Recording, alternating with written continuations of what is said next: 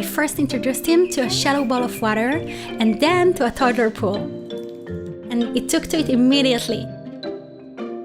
However, once Mai grew his special feathers and it was safe for him to swim, we even took dips together in a real pool.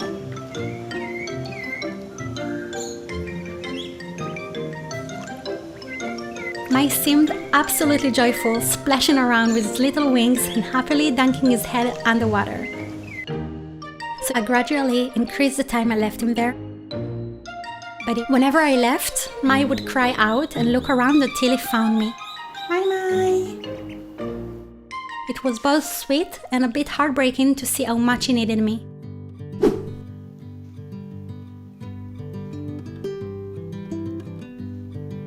One evening at the sanctuary, a staff member rushed over with a tiny day-old duckling cradled in her hands. She had found him lying on his back, too weak to walk. But unlike his energetic siblings, who were happily following their mother, this little one struggled to keep up.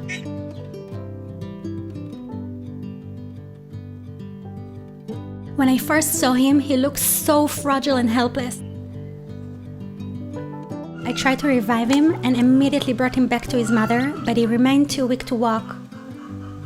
Realizing he needed constant care, I decided to take him home only for the weekend.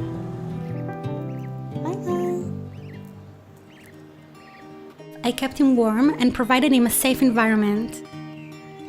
I was with him around the clock and made sure he felt safe and cared for.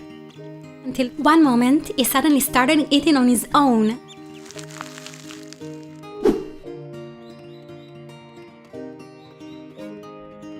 I remember feeling relieved and hopeful as I watched him perk up and become more active. Mai had formed a strong attachment to me and had already imprinted on me as his primary caregiver. We did absolutely everything together. Each morning at 6 a.m., he would call out to me, waking me up with his cheerful quacks. He loved swimming in the toddler pool I set up for him. And over those months, he began to interact with the other ducks.